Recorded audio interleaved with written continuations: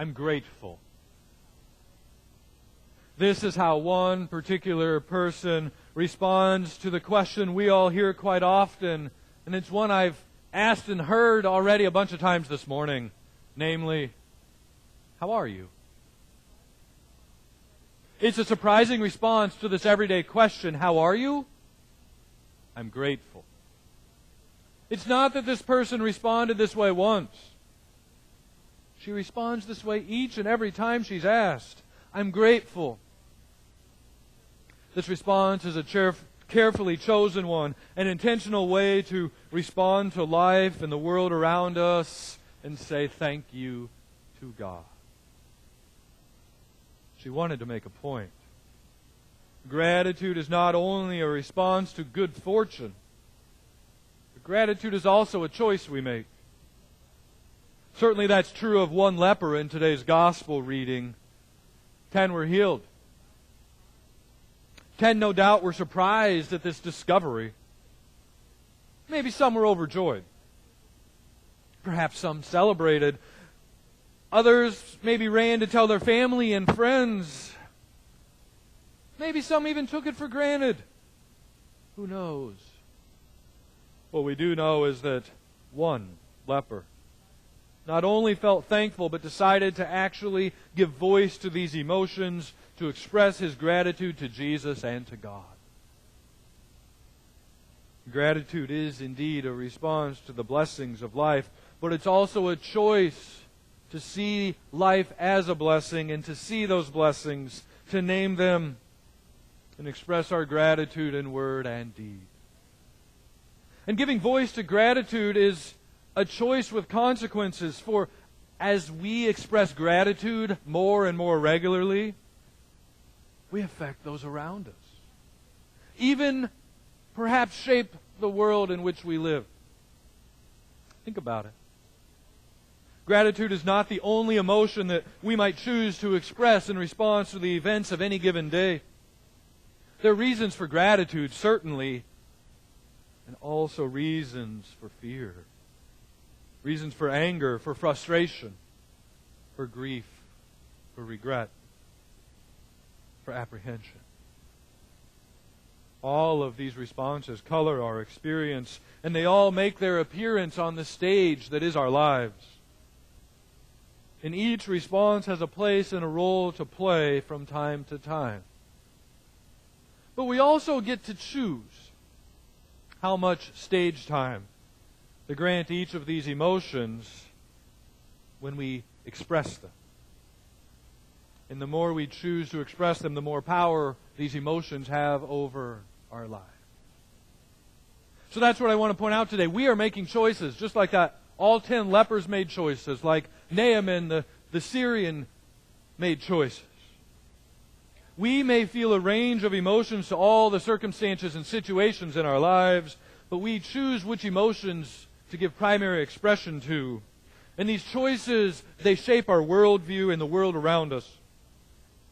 When confronted by someone who's angry, for instance, do we respond with anger in turn as a form of self-protection?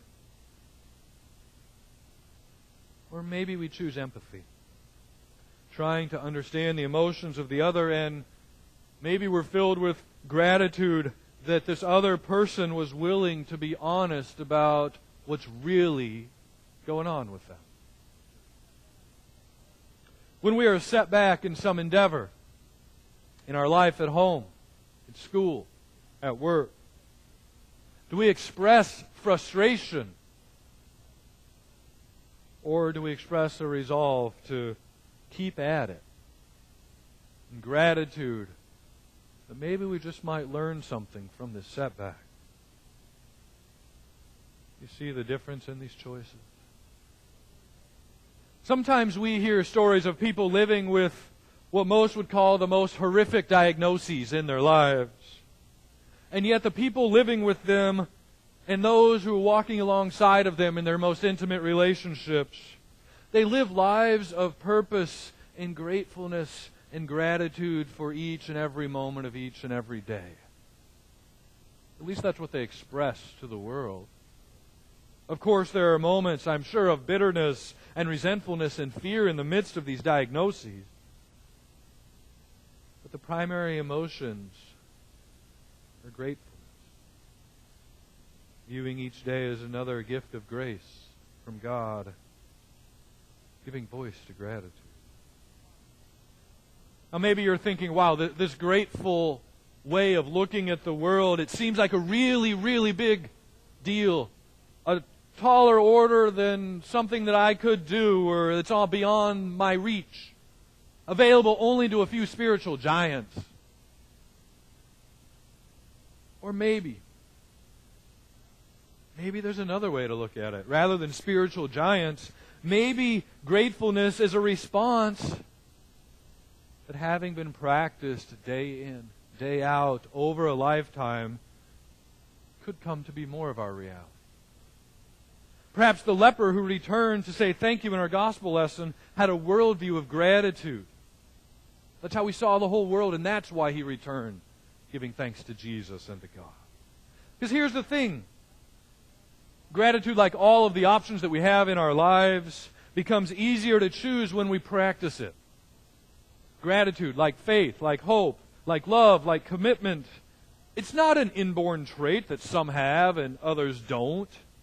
Rather, gratitude, well, it's more like a muscle that can be strengthened and trained over time. As you practice giving thanks to God and those around you and more frequently share your gratitude, you grow in gratitude, yes. And you create an example for others.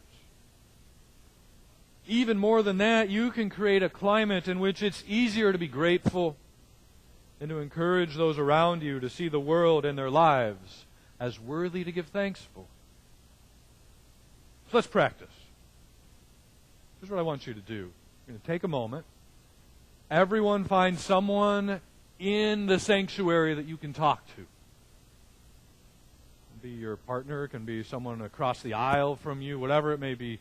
Turn towards a neighbor and tell them what you're grateful for this morning. And then share the other way too. What are you grateful for? Tell one another, please.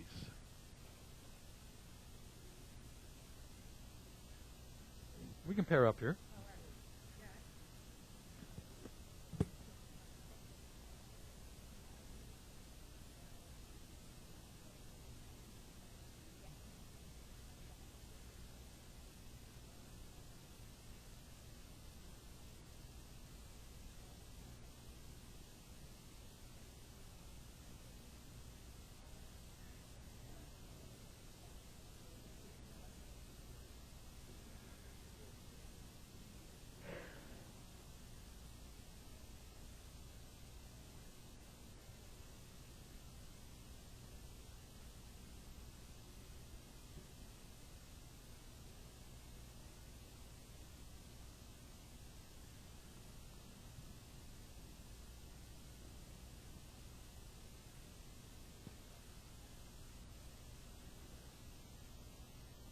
I'm grateful.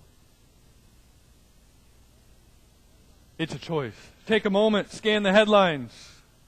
You'll see how scarce and how desperately needed more expressions of gratitude are. Accusations, excuses, venting anger, these seem to have hold over the world in which we live. Indeed, we're in the age of complaint, whether shared in person to one another or increasingly through social media. But what a powerful alternative voice it is to live a life of gratitude in the midst of this reality. Because in this light, saying I'm grateful does not simply express our thanksgiving, but actually gives a countercultural witness that has the power to shape those around us, push back this tide of resentment and complaint that sometimes, if we give into it, seems like all there is. And saying I'm grateful makes room for a fresh appreciation of God's renewing, saving, powerful grace. There's one more way I'm going to invite you to start practicing gratitude and develop a greater Thanksgiving-oriented muscle memory. So my challenge, and you're going to have to call me out on this too, all right? My challenge is for the rest of the month of October, not just here at Crossroads, but at work, at home, at school, wherever you spend your days. Whenever someone asks you the question, how are you? Respond with a simple but powerful reply. I'm grateful. Let's rehearse. Because we need to rehearse to be able to do these things. How are you? How are you? How are you? Amen.